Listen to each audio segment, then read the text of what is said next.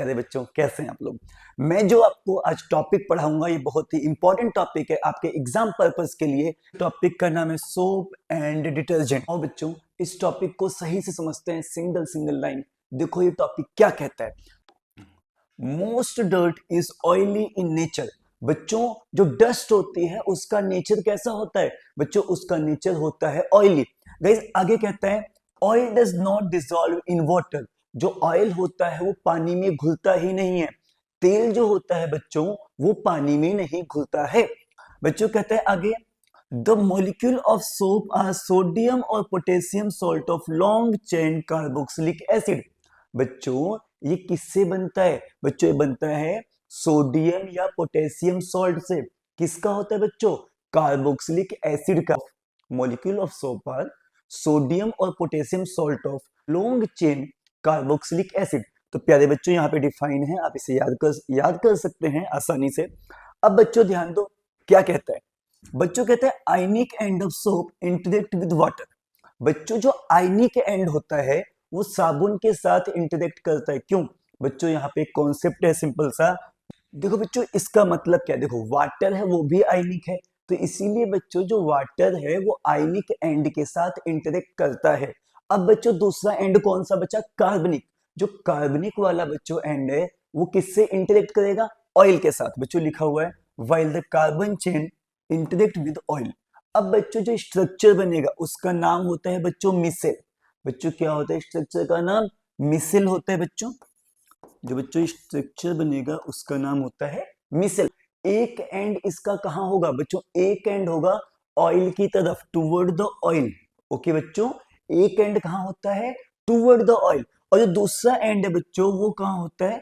Outside. बच्चों दूसरा and कहां पर होता है? आउटसाइड होता है, मीन्स बाहर की ओर होता है। बच्चों अब ध्यान दो आगे। बच्चों फिर ये जो स्ट्रक्चर बनेगा उसका नाम है इमल्सन। बच्चों क्या नाम है? इमल्सन नाम है। Soap micelles thus help in pulling out the dirt in water. बच्चों फिर क्या करती हैं जो सोप की मिसल है वो किस में हेल्प करेगी? जो स्ट्रक्चर बना वो डर्ट को बाहर खींच लाने में हमारी हेल्प करती है। हैव यू एवर ऑब्जर्व, क्या आपने देखा है while bathing that form is formed with difficulty and insoluble substance remains after washing with water।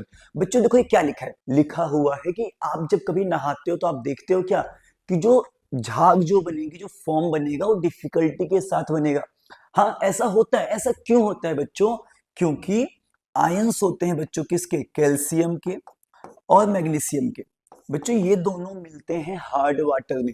ये दोनों बच्चों जो आयंस हैं जब बच्चों ये साबुन से रिएक्ट करते हैं तो बच्चों जब ये साबुन से रिएक्ट करेंगे तो बच्चों स्कम बनेगा। बच्चों क्या बनेगा? स्कम।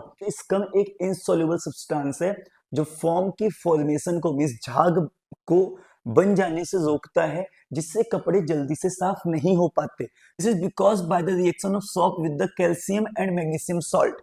बच्चों क्या करता है साबुन? रिएक्शन करता है किससे? कैल्शियम और मैग्नीशियम सॉल्ट से, which causes the hardness of water. Exam में पूछे कौन कौन से मेटल से हार्डनेस ऑफ वाटर होती है या फिर कौन कौन से मेटल सॉल्ट से हार्डनेस ऑफ वाटर होती है, तो आप क्या लिखेंगे? Calcium and magnesium salt. बच्चों आगे लिखा हुआ है। अब बच्चों क्या हुआ? अब वो इफेक्टिव नहीं हो पा रहा है साबुन, स्कम बन गया, तो हमें लार्ज अमाउंट ऑफ साबुन यूज करना पड़ेगा। तो आगे लिखा है बच्चों this problem is overcome by using another class of compound called detergent as cleaning agent.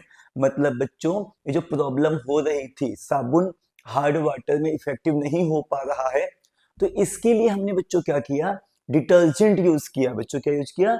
Detergent use किया। बच्चों क्या लिखा है? डिटर्जेंट किससे बनता है? जरा बच्चों ढंग से पढ़ेंगे। लिखा है detergent are generally sodium salt of sulphonic acid. क्या लिखा है बच्चों?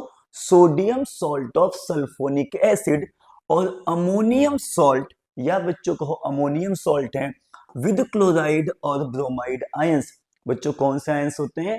क्लोराइड और bromide ions. Both have large hydrocarbon chain, means बच्चों इनकी जो हाइड्रोकार्बन चेन है वो बहुत लंबी है।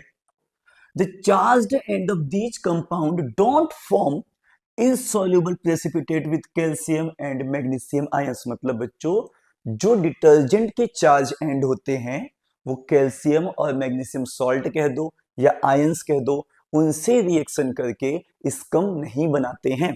ओके बच्चों, और बच्चों इसीलिए ये हार्ड वाटर में भी इफेक्टिव रहते हैं। कई बार ये बोर्ड एग्जाम में क्वेश्चन पूछा गया है कि हार्ड वाटर में इफेक्टिव क्यों है, क्योंकि बच्चों यहाँ पे लिखा है, यहां से आप एग्जाम में लिख सकते हैं, यहां से यहां तक द से, कि the charged end of these compounds, कि जो इन कंपाउंड के चार्ज एंड्स हैं वो क्या करते हैं, वो डिटर्जेंट के साथ इनसॉल्यूबल प्रेसिपिटेट नहीं बनाते हैं, या बोलो don't form insoluble precipitate with calcium and magnesium ions in hard water. बच्चों जो डिटर्जेंट के चार्ज्ड एंड होते हैं, मान लो बच्चों ये डिटर्जेंट है, इसके जो चार्ज्ड एंड्स हैं बच्चों, ये कैल्शियम और मैग्नीशियम के साथ स्कम नहीं बनाते हैं हार्ड वाटर में, इसीलिए बच्चों ये हार्ड वाटर में भी इफेक्टिव होता है। जो detergent are usually used to make shampoos and products for cleaning clothes, मतलब बच्चों जो हम शैम्पू यूज करते हैं बच्चों, उनके लिए भी डिटर्जेंट यूज किया जाता है। और प्यारे बच्चों बाकी जो क्लीनिंग एजेंट आते हैं घर में जिनसे भी हम कपड़े धोते हैं, वो सब भी डिटर्जेंट से ही बनते हैं।